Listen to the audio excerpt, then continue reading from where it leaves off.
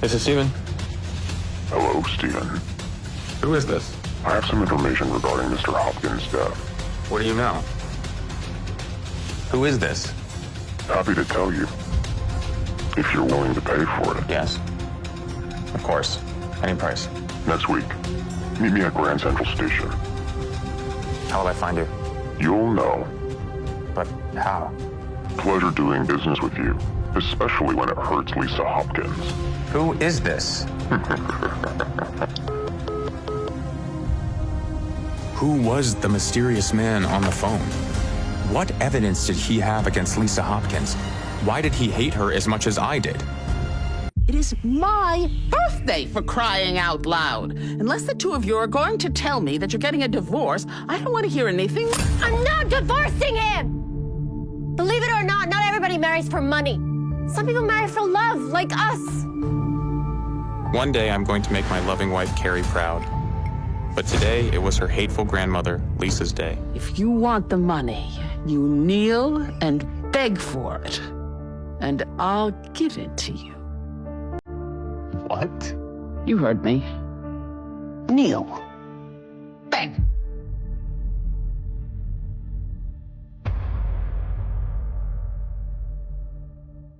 Please, Lisa.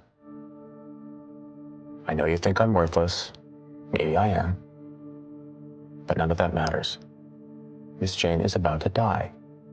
And I will do anything I can to help her. Please help me. Please. I'll give you the money. And you can pay me back by divorcing my granddaughter. How dare you interfere in my life? Someone has to.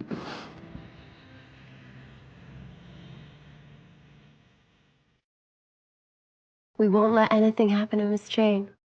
And I'll go visit her now. I'm here to see Jane Goodwin, please. Can I see some ID, please?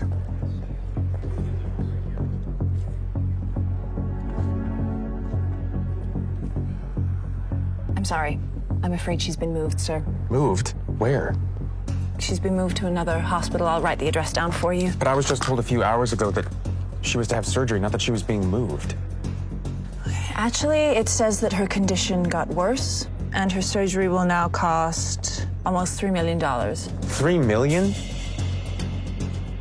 Yes. But it says here that the bill has already been paid in full. What? I don't have $3 million. There's no way. The benefactor who paid her medical expenses is the one who had her moved to the new facility. But who paid for it? That's confidential. I'm sorry. I suggest going to this new hospital and asking them. Okay. Thanks. Stephen, don't be afraid, sir. My name is Sean Drake. We've met before, a long time ago.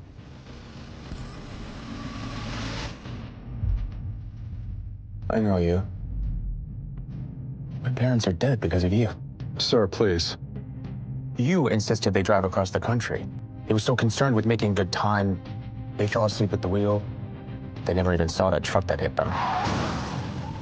I was thrown into an orphanage after that, and that's all your fault. Why are you here? Are you stalking me? You've got some nerve. It's about your family, sir. Your real family. My real family is dead because of you. Didn't you hear what I said? Your grandfather, sir, he sent me. Excuse me? My grandfather?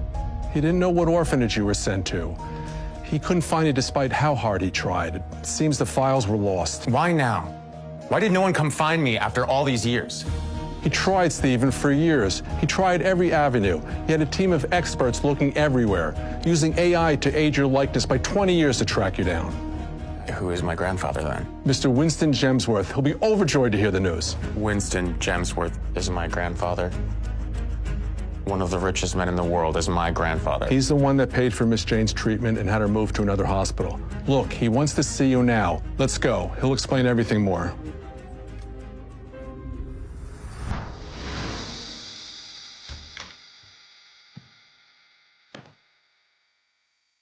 Stephen. Mr. Gemsworth? Oh, please don't call me that. You're my grandson. Oh, how long I've looked for you. All my prayers have finally been answered. You look just like your father. I do. You do? Do you, remember him? No. And yes. Nothing makes sense. I can't remember his face or Mom's. It's all right, my child. It was many years ago. You were quite young. I'm sorry we left you alone for so long. Come. We have much to catch up on.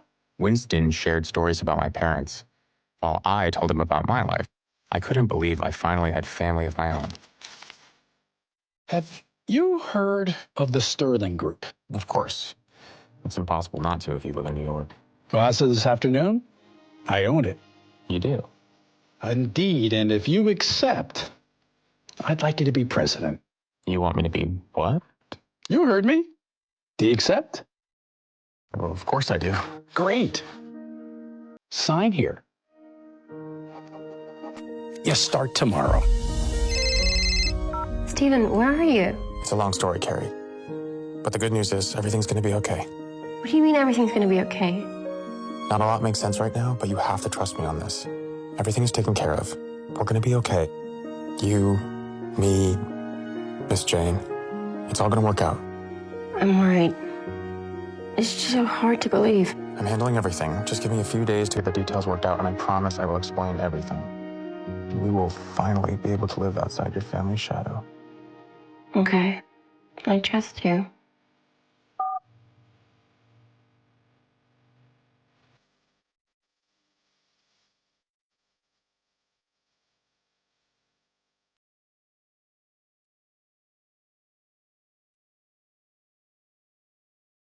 Wait.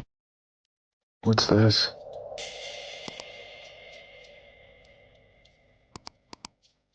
Lisa Hopkins was suspected of hiring a hitman to take out her own husband? I could not believe what I was reading.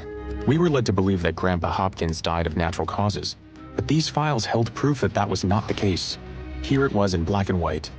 Lisa likely killed her husband to inherit his fortune. I have to tell Carrie about this. Then I realized I couldn't. Not until I knew more. I needed to get the facts straight. Information like this could ruin a family and a marriage.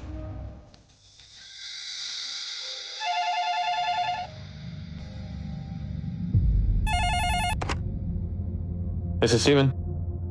Hello, Steven. Who is this? I have some information regarding Mr. Hopkins' death. What do you know? Who is this? Happy to tell you.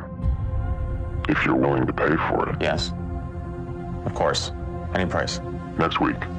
Meet me at Grand Central Station. How will I find you? You'll know. But how? Pleasure doing business with you, especially when it hurts Lisa Hopkins. Who is this? Who was the mysterious man on the phone? What evidence did he have against Lisa Hopkins? Why did he hate her as much as I did? To listen to the full audio series, install the Pocket FM app now.